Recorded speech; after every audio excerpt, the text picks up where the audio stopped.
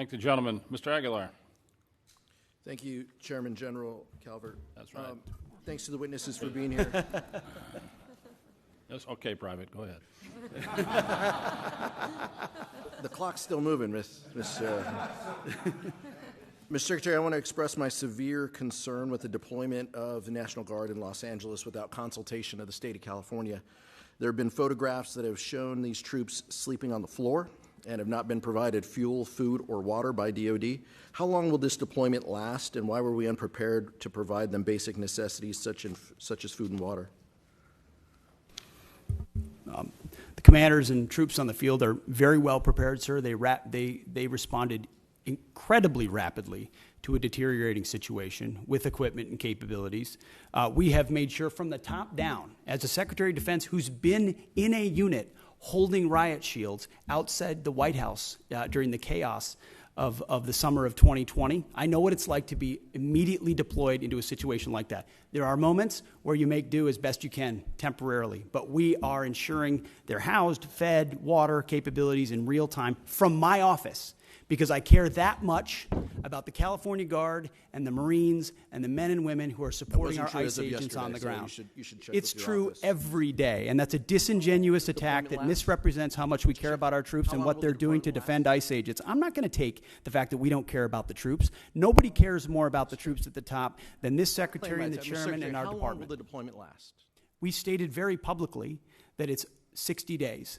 Because we want to ensure that those rioters, looters, and thugs on the other side assaulting our police officers know that we're not going anywhere. We're here to maintain the peace on behalf of law enforcement officers in Los Angeles, which Gavin Newsom won't do. What is the estimated cost of the deployment for the Guard and the Marines to L.A., and where's this funding coming from? Will it be coming from quality of life programs that affect our service members or our families? If you want to wait till I finish before I hand it to such as updates, housing, and barracks. Before I hand it to Bryn, the insinuation that we're pulling money from housing and barracks in order to fund this is disingenuous and incorrect. I'm just asking. Bryn can give you the numbers, absolutely. So the current estimated cost is $134 million, which is largely just TDY costs, travel, housing, food, etc. Where's it coming from? That's the cost, but where's it coming from? Out of their O&M accounts. With the most recent deployment of the Marines, Mr. Secretary, what's the justification for using the military for civilian law enforcement purposes in L.A.? Why are you sending war fighters to cities to interact with civilians? Every American citizen deserves to live in a community that's safe, and ICE agents need to be able to do their job. They're being attacked for doing their job, which is deporting illegal criminals. That should happen in any city, Minneapolis or Los Angeles. And if they're attacked, that's lawless, and President Trump believes in law and order. So he has every authority, and he has done mobilizing National Guard or active duty troops under U.S. code to protect federal agents in their job, which is exactly what we're doing, and we're proud to do it. We're proud to do it. 10 U.S.C. of the U.S. Code 12406 as a legal basis that the President used cites 3 examples and circumstances for the Guard: invasion by a foreign nation, rebellion or dangerous rebellion against the authority of the government of the United States, or the President is unable with regular forces to execute the laws of the United States. Which authority is triggered here to justify the use? I don't know. You just read it yourself, and people can listen themselves, but it sounds like all 3 to me. If you've got millions of illegals and you don't know where they're coming from, they're waving flags from foreign countries and assaulting police officers and law enforcement officers, that's the problem. The laws of the United States?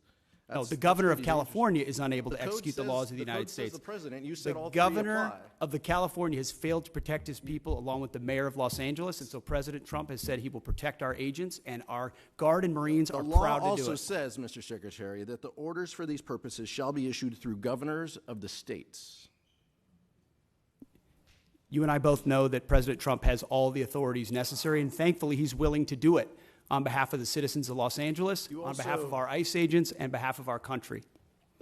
We've also pulled $1 billion for the border as well. So this just goes into the same fund, 134. What did Congressman, what's the 134 million? I was asking Ms. McDonnell. Okay. 134 million goes on top of the billion that's been pulled for the So border? the funding that was pulled for this year was largely in FSRM, and in this budget, we're actually looking to plus that funding back up to backfill that for our troops and for their families. Thank you, Mr. Chairman.